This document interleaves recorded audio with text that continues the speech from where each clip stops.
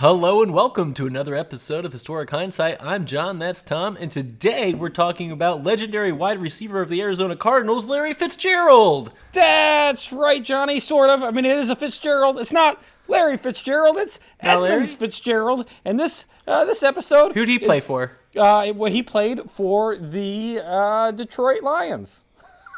It would be about the closest team that he played for, I think. That's who he would have played for. He was obviously not a football player. No. So who's Edmund Fitzgerald? Is it Johnny, it's the mythical tale of Edmund Fitzgerald, the sinking of the largest, at the time that it was laid down, the largest shipping container ship that sailed the Great Lakes, specifically Lake Superior. It's going to sink on November 10th, 1975, hence my awesome 1970s smoking jacket, smoking a little stogie here. Looking sharp.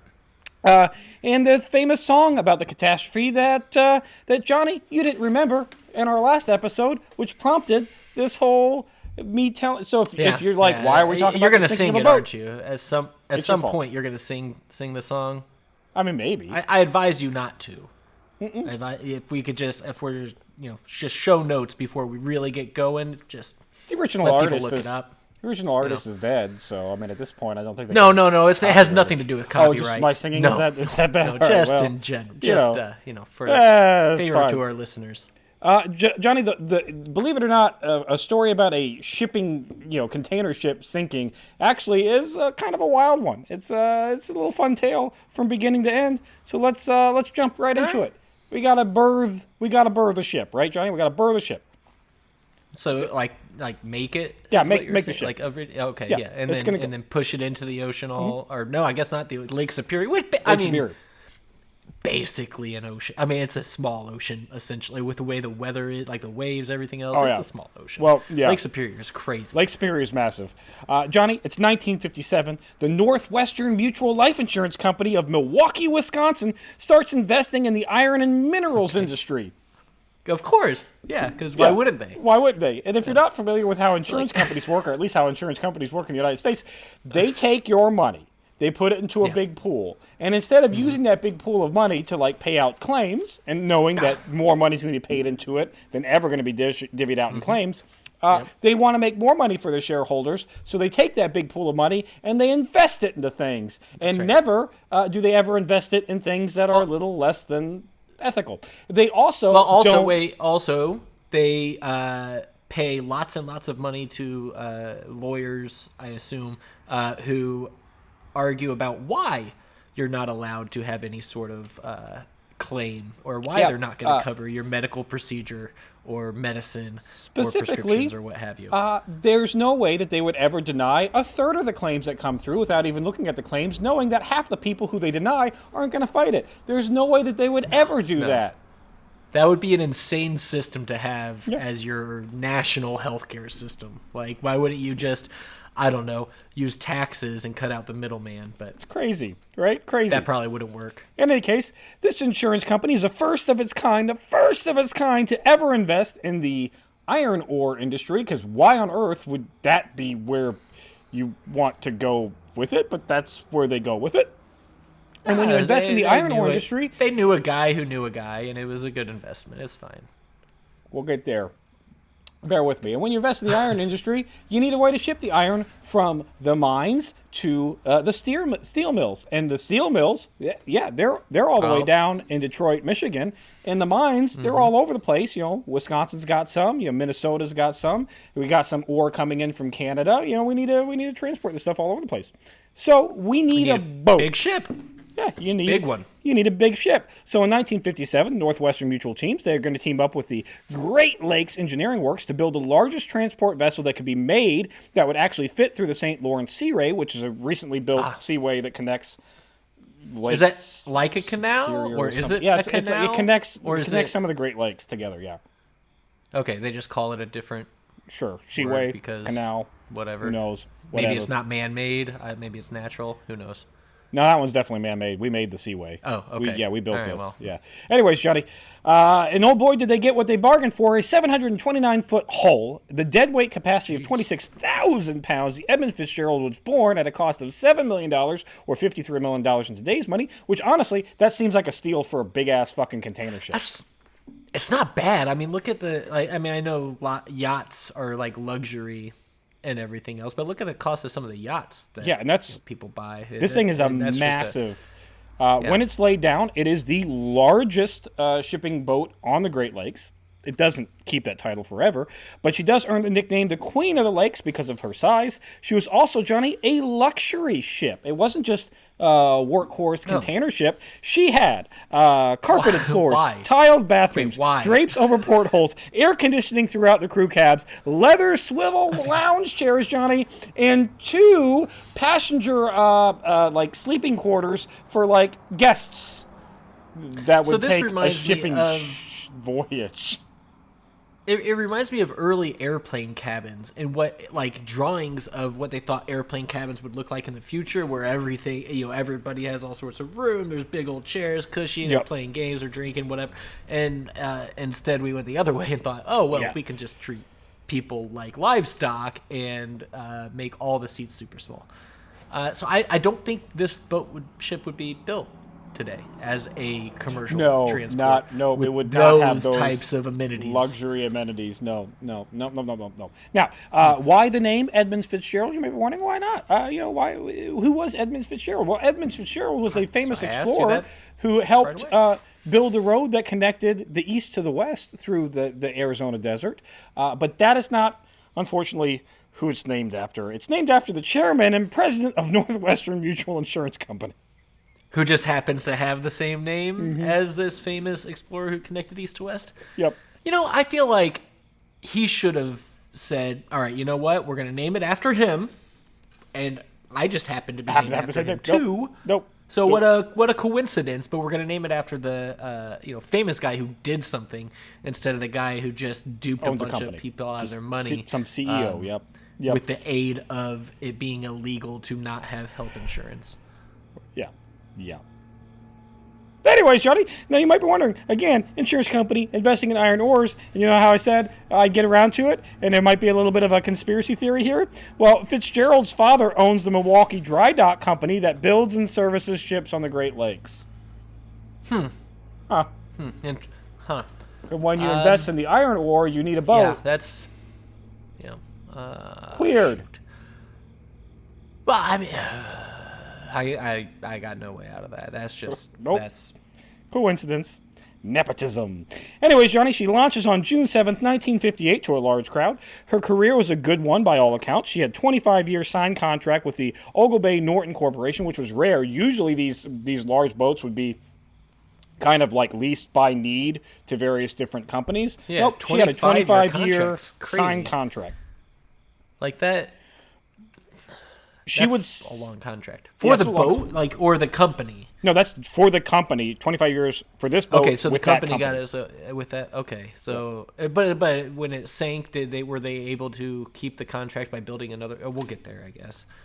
I don't have an answer for that one. I didn't look that far into it. Anyways, Johnny, she is going to set all kinds of records. She sets the load record for single trips of 27,402 tons. Keep in mind, it's a 26,000-ton capacity ship. It's like an ant. So we just said, fuck it, we'll go over capacity a little bit. That's fine. Who cares? For 17 years. That's how you set records, Tommy. You push limits, all right? Those whole this is our max capacity thing, that's all BS for safety and for litigation reasons. That's all that is. Yeah, they can carry way more than that. Who cares? For 17 years, she's going to regularly set season haul records. Crowds are going to come to see her for some reason. I guess it's because it's the 1960s and the internet doesn't exist. And it's a big boat, and they're like, "Hey, look, it's a big boat." Okay, but Tommy, to be fair. The internet does exist today, and there are still people that go and set up outside of bus depots and train stations and film buses and trains, probably ships too. Autism's been around for a while. Fair enough. I did not get that. We did not get that, Tism. We did not get the big boat. No. You got the train-tism. Civil War. You got the Civil War kind, That's- and I got the yeah. useless kind. Yep, that's what we got. Anyways, it also doesn't hurt that Captain Peter Pulser would often play music over the loudspeakers while entering and exiting ports. 60s and 70s guys, play a little. Bringing up like his own walk-up song, or like ooh, I'm blue. As he fucking pulls up this big container of shit. that's kind of dope though. Like I it's mean, fun. you got the speakers, you might as well use them, right? Blast those 19. I guess the Beatles Mania maybe. Yeah, was Beatles hitting? Mania, probably. Yeah, there's probably some of that going on. In 1969, Johnny, she's going to receive an award for safety for 8 years without worker injury, and then immediately ran aground. Oh shoot! But was anybody injured when she ran around? And then after running aground, Johnny, she's going to crash into the SS Hochelaga in 1970. She's going to strike a wall, like a wall of the lock on the Great Lakes. She's going to strike that in 1970. And again, do it in 1973 and 74. Same fucking wall, same space, just fucking keep hitting it. Maybe. In Do you think they 1974, look back on that award and think, I should have given it to maybe us? we shouldn't have? Yeah, maybe they shouldn't have gotten that award. Maybe we should have just let them keep trying for it. Because now that they won it, they're like, oh, that's good enough. Good enough. Got the trophy. In can put it in the 1974, commercials. she's gonna lose her bow anchor into the Detroit River. Oops. Just like somebody I'm assuming the didn't chain connect like the chain. snapped or it when they snapped. dropped it or Yeah, whatever. probably snapped. But yeah, oops, lost an anchor. Don't do Well, that. okay, and if you're not aware of how big these types of ships anchors Oh, those are, anchors are massive. Yeah. go look it up because they are. It's Well, shocking. one of the anchors is part of a memorial that's up for this sinking. And it's probably like 15 Massive. feet Yeah, it's huge. tall or 20 feet, massive. like just insanely big. Put a picture of it up there. right Anyways, Johnny, but despite all these, her repair records were immaculate. The condition of the ship was reported to easily last until the early 2000s. That was until God her last dang. voyage. So, Johnny, Oh. let's get into her last voyage here. It's 2:15 p.m. on the afternoon of November 9th, 1975. The Edmund Fitzgerald is going to leave Superior, Wisconsin, en route to a steel mill on Zug Island near Detroit, Michigan. She was carrying 26,116 long tons of taconite ore pellets, which is iron ore, and captained by Ernest M. McSorley, a reportedly efficient captain that never misses deadlines. There is a reported storm that's in the area of the Great Lakes. Yeah. At this point, when they launch, the storm is supposed to track south of Lake Superior. Okay, I was gonna say November Yeah. in the Great Lakes area It's cool. is not a good time of year. Like you could have 12 feet of snow or it could be 80 degrees. Yep. You never know. You just don't know. And so there was a storm, but it was supposed to go south. It was And of supposed to go course, it's south. Great Lakes. So- So it said, nah. So he Don't says, fuck wanna. it. So they send her, and he's going on his normal, their normal tracked route that they always go.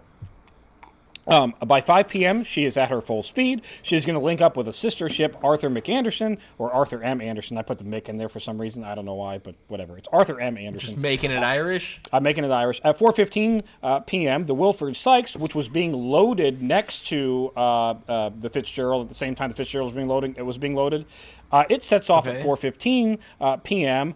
The weather report at that point has adjusted, and they said, "Yeah, no, the storm's going to hit Lake Superior."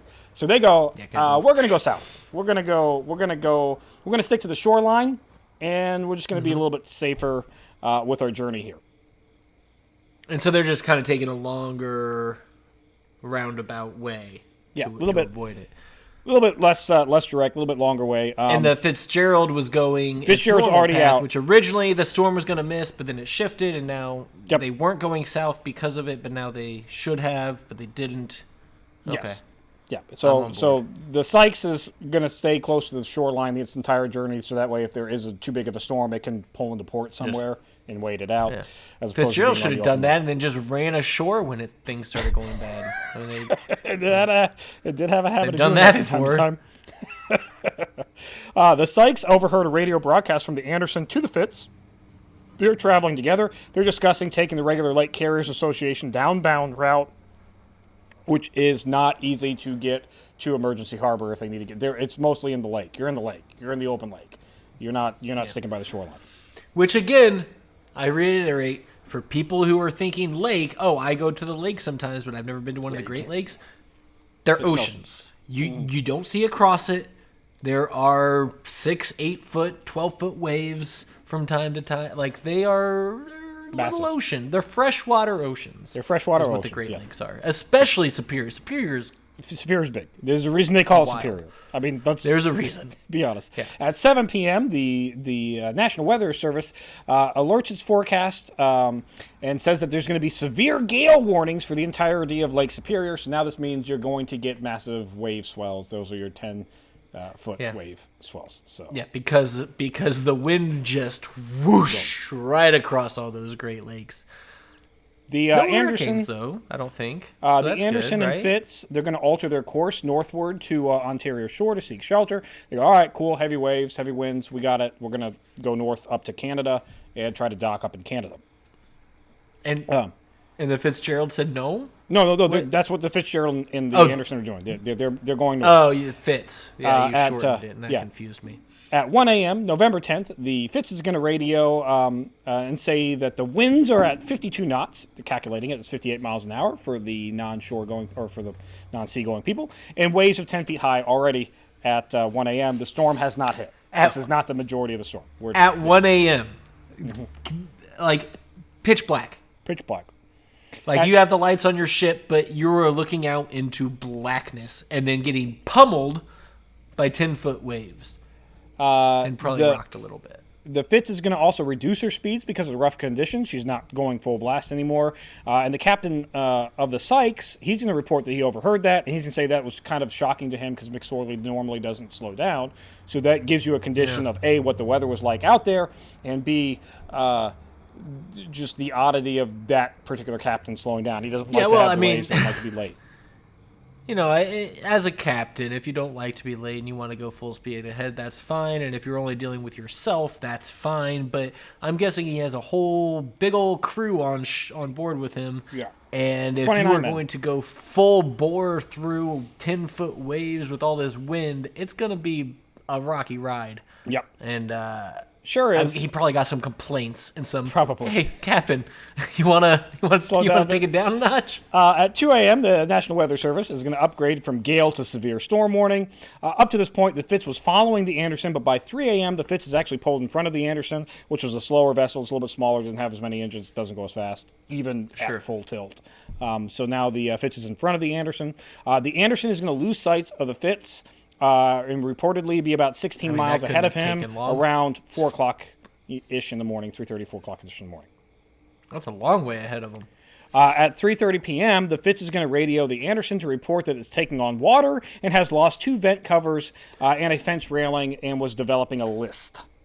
Wait, so like 12 hours and no information? Or 3:30 a.m.? No, that's 3:30 p.m. This is just going on throughout the day. Yeah, no, they're talking throughout the day, but this is the first report at 3:30 p.m. That's actually, that the Fitz is having trouble. That is important. Yep. 2 of the Fitz's 6 bilge pumps are running nonstop, as reported, which is not a great sign. I assume that's sort of like a sub pump, pumping out water. That it's taking on enough water that in 2 of the 6 chambers, it's going nonstop. So she's taking on water. Do they know any known damage, or it's just because of the amount of waves, how big everything is, whatever else? So they lost 2. It was reported that they lost 2 vent covers over their cargo hold. So water's coming in through the cargo hold, basically. Gotcha. So there was damage to the hull somewhere that was allowing the water to come in. Yep. Okay. Yep. Well, at least it's not weighed down with 26,000 tons of iron ore or anything. Right. The Fitz is going to report back to the Anderson, saying that they're going to continue to slow down to try to let the Anderson catch up. Shortly after, the Coast Guard is going to send out a warning to all shipping that the SOLOCs, they have been closed and to seek immediate safe anchorage for all vessels on the Great Lakes. So, but they're in the middle of the Great Lakes. This isn't like so what is that SOLOC? Is that like I'm assuming it's some of the sections of the ship, whatever. No, the locks on the lake that like let water in. And out on the lake, the lake itself. Yeah. Okay, So I'm that's assuming what allows them to travel between the different heights of water. Yeah. For the lakes. I'm on board now. Yeah. Shortly after that, at 4:10 p.m., the Fitz is going to report to the Anderson that they have had a complete and total radar failure, and has asked the Anderson to track their movements with their radar. So, like, hey, look, we're blind. We've got what we can see. We don't know where we don't are. Have radar. We don't know where we are. Can you please tell us? You can see where we are. Can you please guide us into shore? They are trying to get to Whitefish. Somewhere safe. They're trying to get to Whitefish Bay at 4:10 p.m. from where they're at to Whitefish Bay. If she was going full bore, it's an hour drive. They're obviously not going full bore. Okay. Sure. McSorley has now slowed the Fitz down enough that the Anderson was 10 miles away. The Anderson is guiding the Fitz to Whitefish Bay. At 4:59 p.m., McSorley contacts the captain of the Fitz, contacts the Coast Guard stationed at Grand Marias, Michigan, and inquires if Whitefish Bay's lighthouse is operational. Says, I can't see it. I don't see lights. I don't have the radio beacon. We've got nothing. Is everything operational? The Coast Guard goes, not by our accounts. It's not working. Yeah, clearly not. I mean, you don't have any sort of contact. You don't have any information on them. McSorley is going to make contact with a captain of a vessel that's ported at Whitefish Bay around 5:30 p.m., and he says that the lighthouse is actually on. The lighthouse light is on, but the radio beacon is down. They've lost the radio tower. They're having radio communication issues. But the light is on, so, hey, if you're close, you should be, seeing the light. Yeah, the idea of the lighthouse is going to do its job. It's going to work. You can see it, and then that's where By you the go way, to. it's snowing at this point. Like, we're full whiteout. Of course basically it is. Whiteout conditions. Why? Because November on the Great Lakes. With Johnny, and here, at this point, the waves are being reported as high as 25 feet. And the Anderson is reporting winds of 75 knots or 86 miles an hour hitting them. Oh my God. Like, I don't care what they paid that crew. It was not enough. You're not paying them enough. People willing to go out on not the sea, a lake. 25 foot waves, 75 mile per hour winds, and try to do anything at all. Massive snowstorm. Good God. At 7:10 p.m., the Anderson is going to contact Fitz to report an upbound ship and has asked how she was doing. Hey, look, there's a ship that's coming in your general direction. Just be aware of that ship that's coming in your general direction. Hey, how's things going? The Fitz is going to report, we're holding our own, and I quote, and then radio silence. Shoot. They were holding their own. At 7:20 p.m. Or maybe, perhaps, he meant we're holding our own as in people have been dying from stress and heart attacks and waves hitting them, and we are holding on to them, trying to also survive. That's what they meant. At 7:20, the Fitz has disappeared from radar, which is 7:20 p.m.? p.m., 10 minutes after the last radio call. It is not a good sign. Nobody's radar is picking it up now. Nobody's radar is picking it up. There is no distress call from the Fitzgerald. There is no radio call back to the Anderson at any point between 7:10 and beyond. All of a sudden, 7:10, 7:20, that's gone off of radar. At 7:39 p.m., on the distress frequency, which is frequency 16, Anderson's going to report to the U.S. Coast Guard, and they're going to answer it. It's all garbly. They say, "Hey, switch over to channel 12. Our radio towers are down. We're having communication issues. Switch over to the non-emergency channel. That one seems to be working." He switches over to the non-emergency channel, and it's radio silence. Shoot. Oops.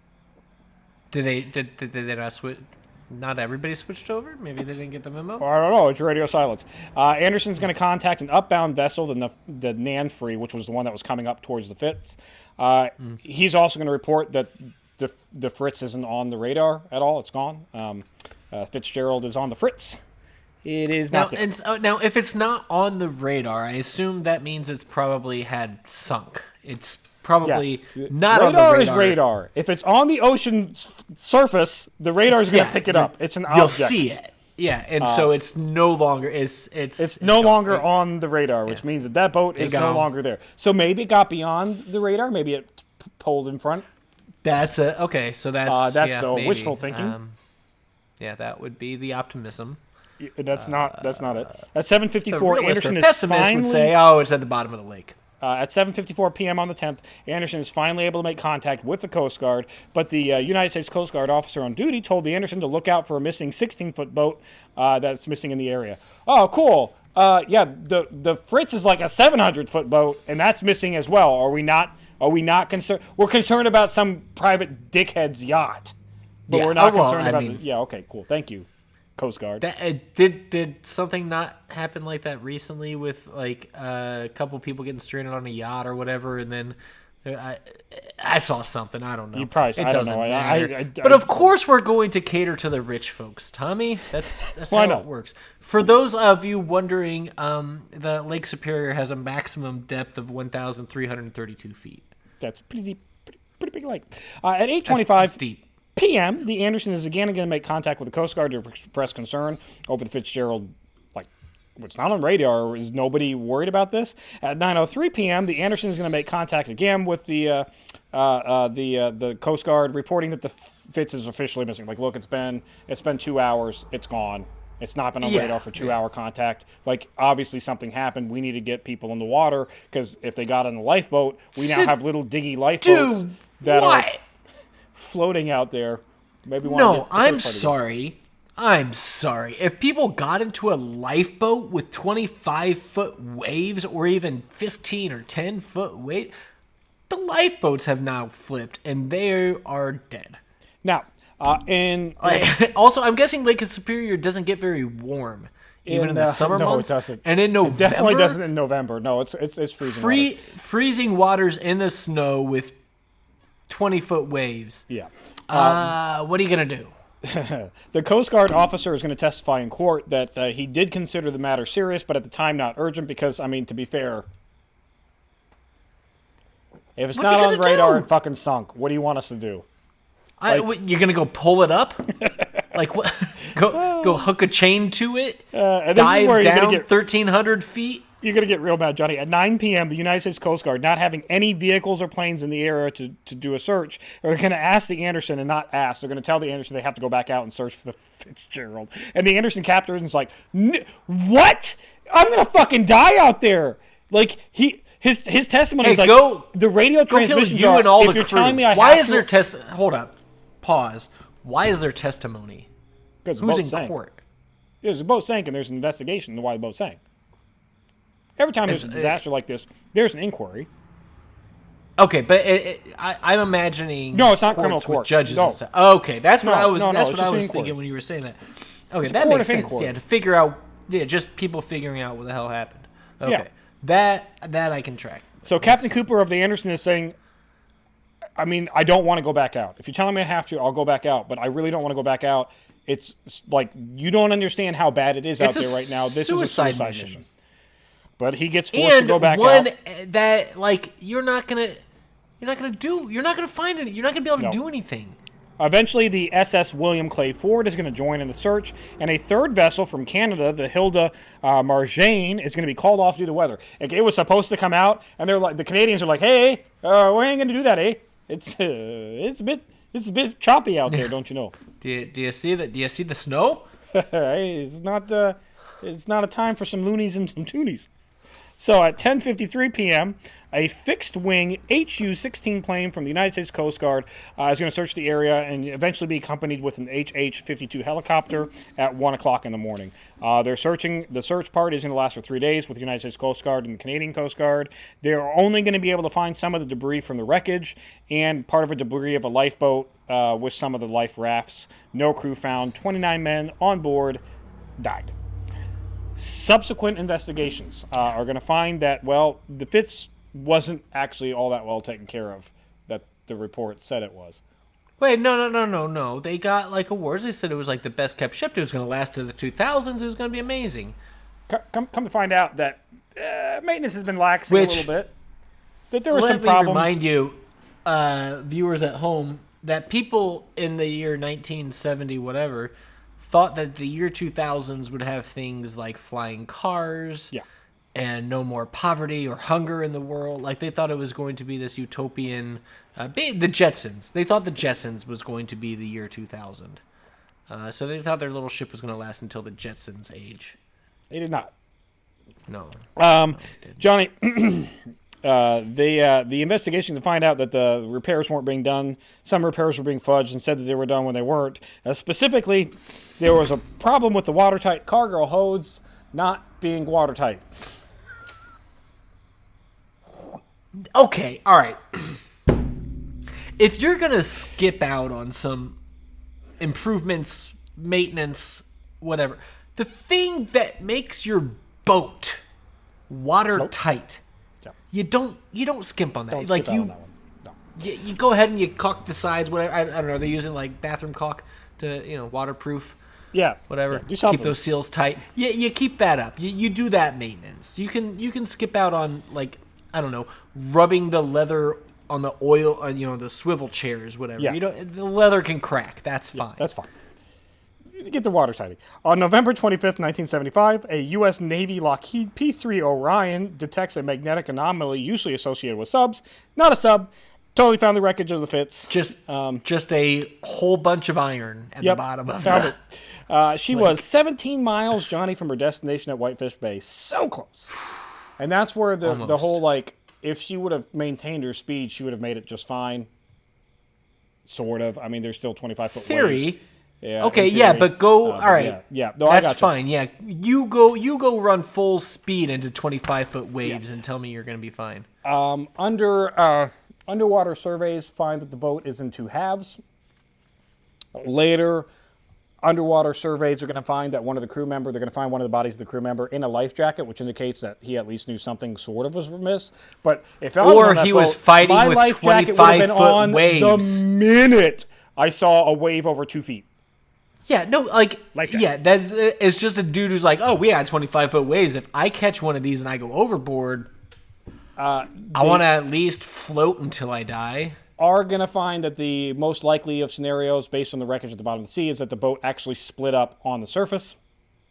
Probably got hit by a 25-fucking-foot wave. I mean, it was listing for hours. Well, and when you think about, like, the way the boat's it's going to come up on the 25, because it's going to continue to float, and then boom. Yeah, stress. And then you get a little crack, and then you're down.